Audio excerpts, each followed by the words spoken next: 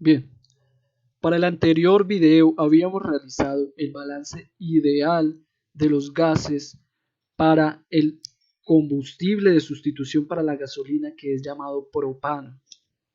En este caso vamos a hacer el balance real dirigido a los datos reales tomados en un laboratorio según los gases de escape de una caldera dentro del mismo. Se tienen las siguientes condiciones. Primero que todo, el combustible para el quemador dentro de esta caldera va a ser la gasolina. Por lo tanto, usamos el combustible de sustitución llamado propano. Además, este cuenta con un contenido de azufre, el cual explicaremos en detalle durante el respectivo balance que realizaremos a continuación. También tenemos que unas condiciones de ambiente, como por ejemplo la humedad relativa, la cual es un 60%. Este concepto lo manejaré en detalle cuando llegue a su respectiva sección y necesite la implementación de este dato. Además de esto, se tiene que la presión atmosférica en las condiciones de laboratorio es de 75.4 kilopascales. Esto es muy útil debido a que los gases de entrada tendrán esta presión. Recordemos que teniendo una cámara de combustión, ya sea en una caldera o en un motor, se tiene un ducto de entrada y un ducto de salida. Entra el combustible y salen los desechos. Entonces, esa respectiva presión sería a la que entran los reactivos.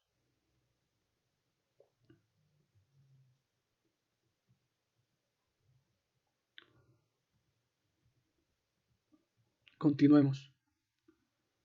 También tenemos que, según las condiciones ambientales, hay una presión de ambiente de 19 grados. Ya en detalle explicaré cómo se puede implementar este dato, el cual es ideal para hallar la presión de saturación, cuyo concepto también explicaré en detalle cuando llegue a su respectiva sección. No solo esto, sino que ya me dan un exceso de aire real del 12.3%.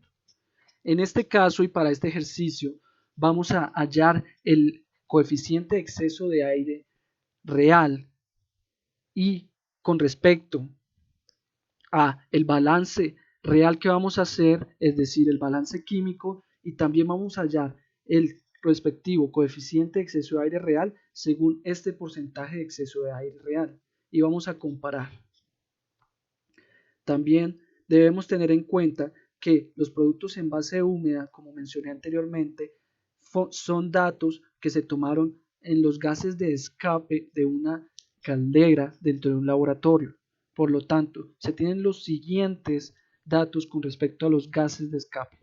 Por ejemplo, 10.3% de CO2, 2.2% de O2. En este caso vamos a tomar una base del 100%. Ya explicaré a continuación de qué se trata. Este dato o estas siglas ppmb es partes por millón volumétricas. ¿Qué significa eso? Significa que debemos hacer una conversión como se muestra a continuación. En este caso, para los gases de salida, teníamos que no nos dan un porcentaje como tal en el enunciado, sino que nos dan sus partes por millón volumétricas para el NO, para el NOx y para el SO2. Por lo tanto, vamos a hacer una respectiva conversión de unidades para tener estos datos en sus equivalentes kilomoles. Recordemos que 10.000 partes por millón volumétricas equivale a 1 kilomol de dicha molécula.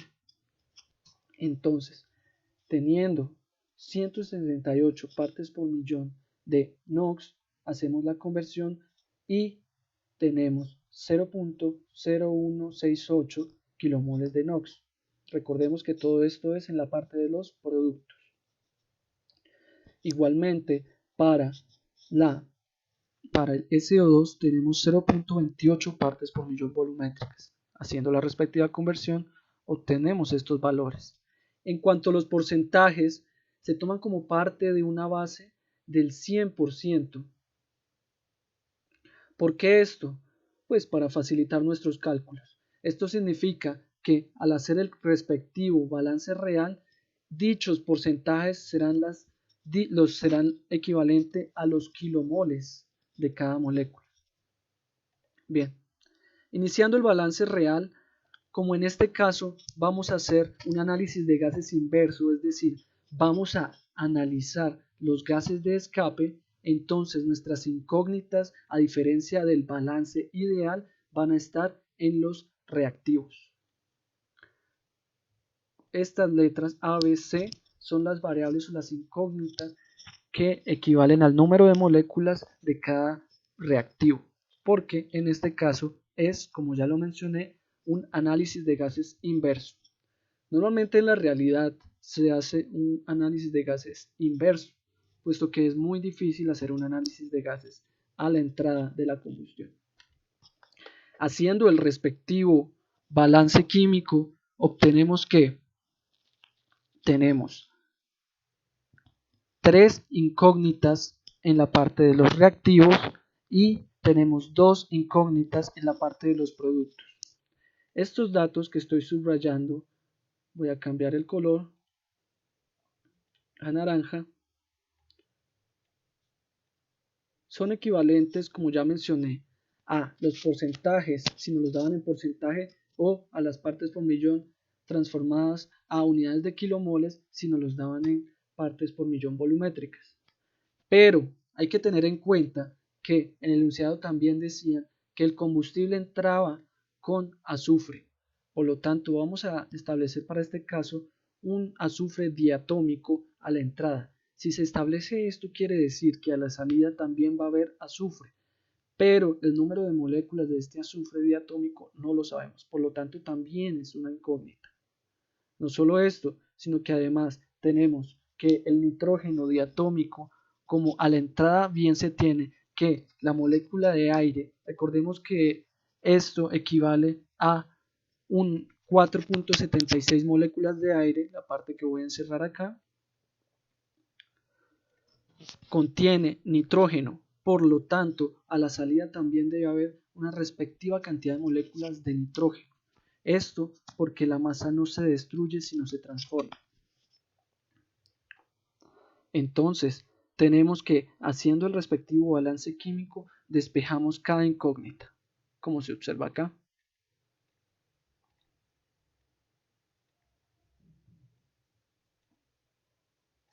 En este caso no me voy a detener a rectificar los cálculos.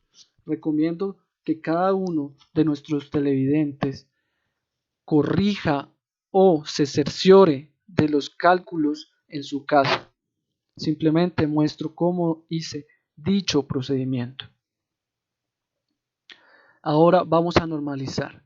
En el anterior video explicaba que normalizar es tener, una vez obtenidas todas las variables, tener dichas variables a la entrada de los productos, como en este caso, no es 1 la molécula del combustible, para facilitar los cálculos debe ser 1. Por lo tanto, una vez hallada esta A, divido todos los demás número de moléculas dentro del balance químico sobre esa variable A.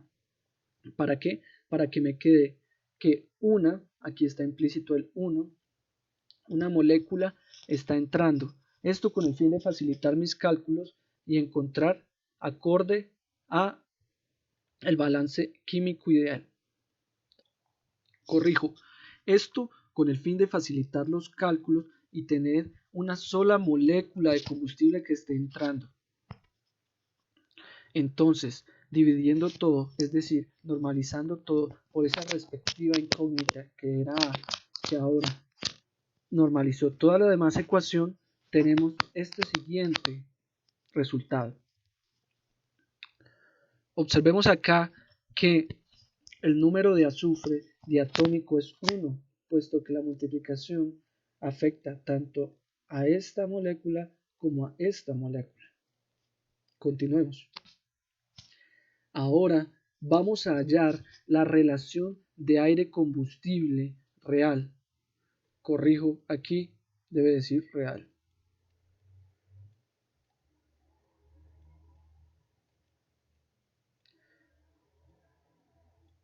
Discúlpeme por la presentación.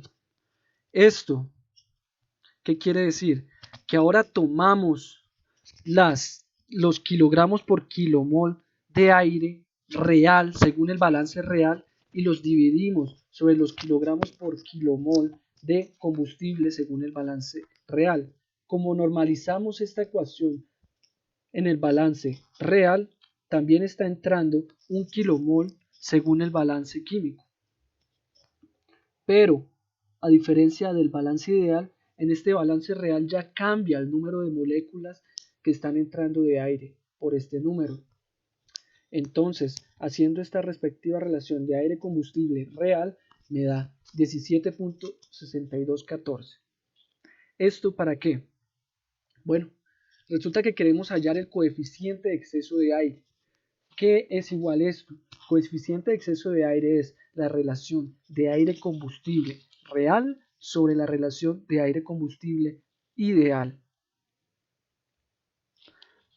Bien, esto en este caso me dio 1.1291, es decir, me dio mayor a 1. ¿Qué quiere decir cuando un coeficiente de exceso de aire da mayor a 1? Que hay un exceso de aire dentro del balance real. ¿Qué quiere decir si me diera menor a 1? Que la mezcla no tiene exceso de aire, es decir, que es rica en combustible. Cuando acabo de mencionar combustible nos referimos al dosado relativo. El dosado relativo es el inverso de lambda, es decir, 1 sobre lambda, es decir, la relación de aire-combustible ideal sobre la relación de aire-combustible real. Esto en este caso me dio menor a 1, 0.8856. ¿Qué quiere decir? Quiere decir que la mezcla es pobre en combustible. Si me hubiera dado mayor a 1 el dosado relativo, entonces la mezcla es rica en combustible. Si me hubiera dado igual a 1, que es casi imposible, o mejor dicho, imposible que pueda tener un dosado relativo igual a 1, quiere decir que estamos en condiciones perfectamente ideales y que la cantidad de combustible es perfecta para lograr el balance estequiométrico. Bien, recordemos que habíamos hallado los kilomoles de aire y como tal el coeficiente de exceso de aire según el balance químico. Pero recordemos que según los datos de laboratorio se tiene que hay un exceso de aire del 12.3%. ¿Esto qué quiere decir? Que el lambda como tal que representa el coeficiente de exceso de aire es 1 más este porcentaje ya expresado en decimales. Me explico mejor.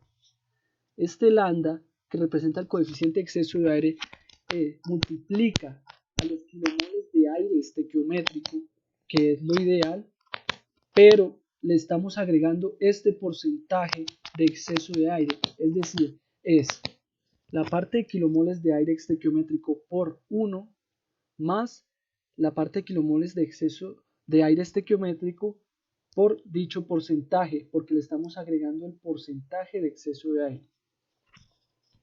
Esto me va a dar los kilomoles de aire real. En este caso me dio 5.6150 kilomol de aire real. Es muy parecido a lo que nos dio en cuanto a la relación de aire, en cuanto al balance químico real que realizamos, 5.6457. ¿Qué pasa? Que estos datos pueden variar debido a que los datos, ya sea porque no se toman todos los decimales durante los cálculos y también porque se tienen diferentes variaciones durante la ejecución del balance químico. Recordemos también que habíamos hallado la humedad. Recordemos que, primero corrijo, habíamos hallado que los datos de los gases de salida se habían tomado en una base húmeda. ¿Qué quiere decir una base húmeda? Remontémonos al enunciado. Una base húmeda quiere decir que en la entrada, es decir, en los reactivos, hay humedad, hay agua.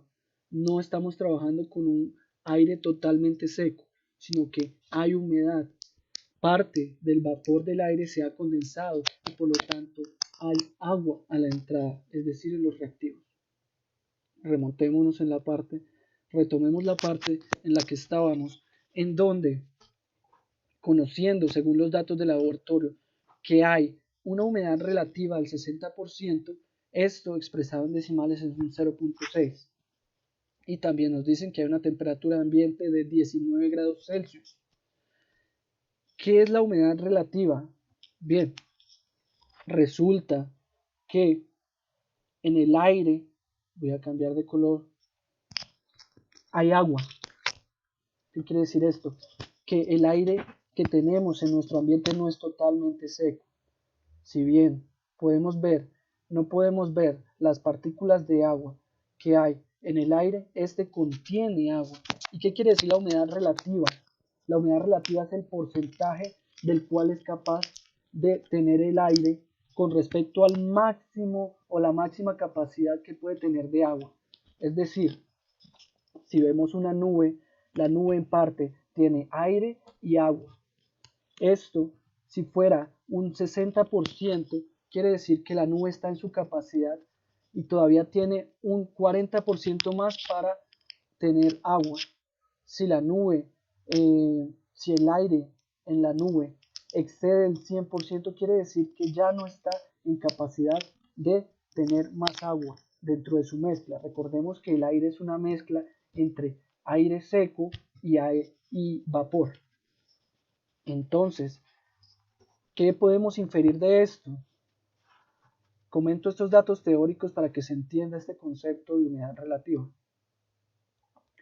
Estas partículas que estoy dibujando acá quieren decir que si tuviéramos un día lluvioso, la humedad relativa debería tener un porcentaje alto, porque el aire ya está en su capacidad máxima o casi completa de de tener agua, de tener vapor de agua.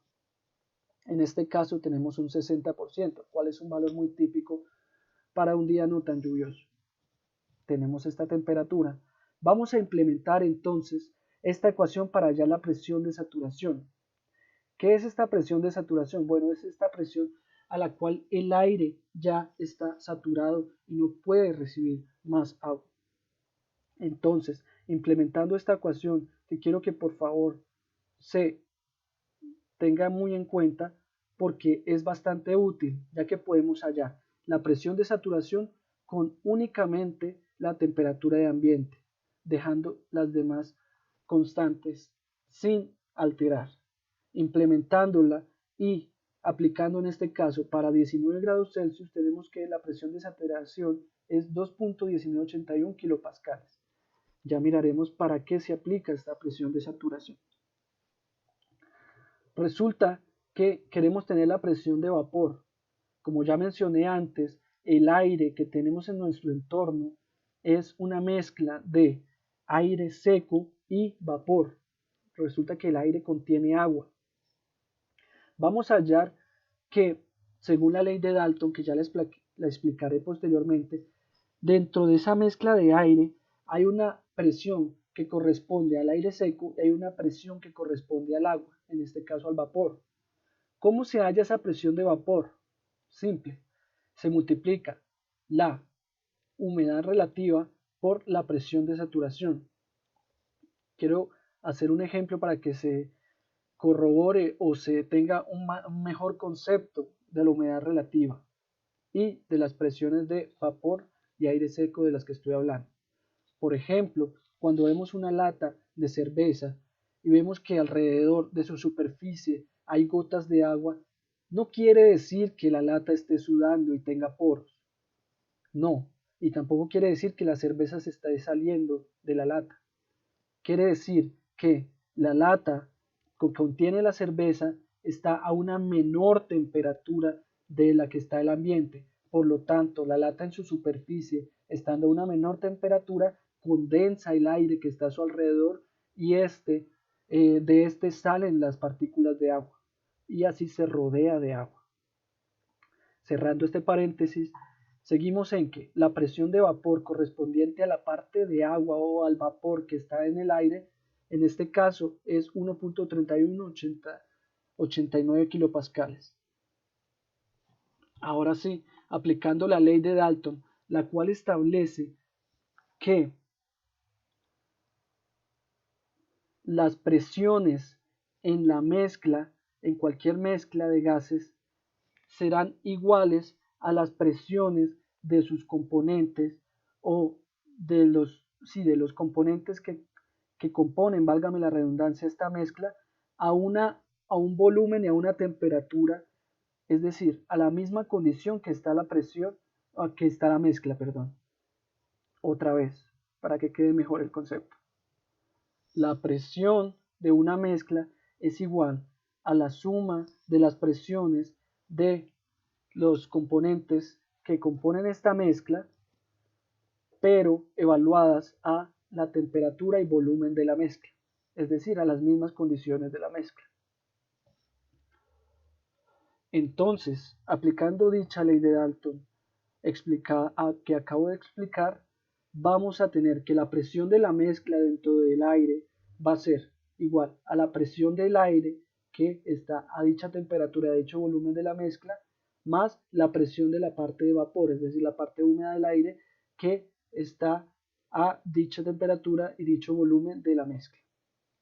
Despejando, tenemos que la presión de aire seco va a ser igual a la presión de la mezcla, que en este caso es la presión del ambiente que ya la teníamos gracias a los datos de entrada, menos la presión de vapor que acabamos de hallar implementando la ecuación que integraba la presión de saturación. Esta. Y tenemos que la presión de aire seco será igual a 74.0811 kilopascales. Ahora queremos hallar la humedad absoluta. ¿Qué es este concepto? Este concepto, a diferencia de la humedad relativa, no es un porcentaje el cual puede, digamos que soportar de agua una fracción de aire. No, esto se refiere a los kilogramos de agua que hay por cada kilogramo de aire seco. Entonces no es un porcentaje, es más una relación. Entonces aplicamos esta fórmula para hallar la humedad absoluta, la cual depende de la presión de vapor y la presión de aire seco, y obtenemos que para nuestro caso hay 0.01107 kilogramos de agua por kilogramos de aire seco. Si tenemos esta condición, vamos a convertir unidades realizando los siguientes cálculos.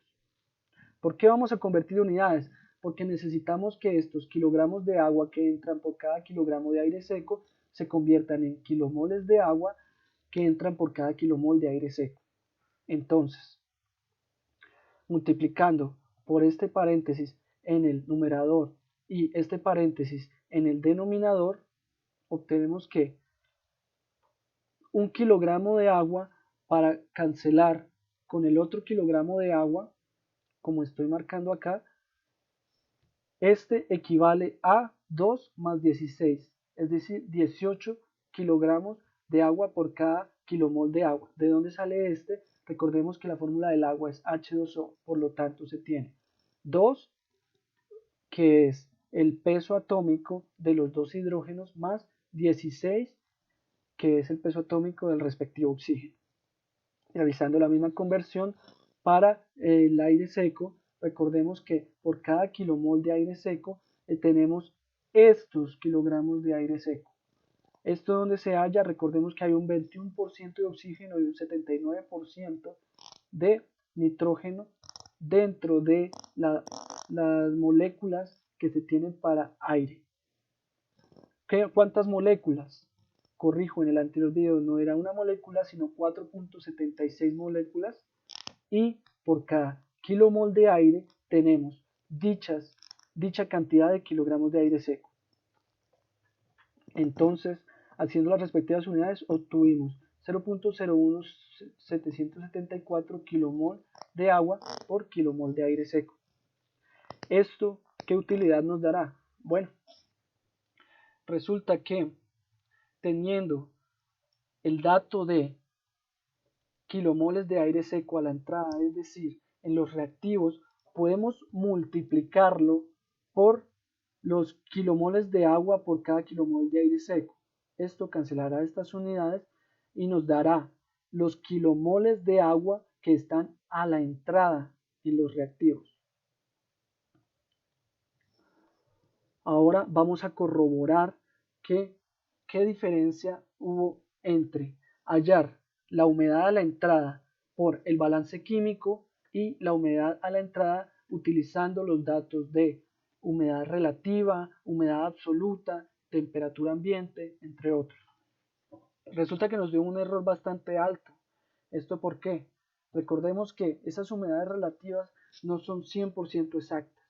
Casi siempre es un 60% en climas como Bogotá, pero digamos que se tiene una torre de medición en cada zona que genera muchas variaciones. Otro posible error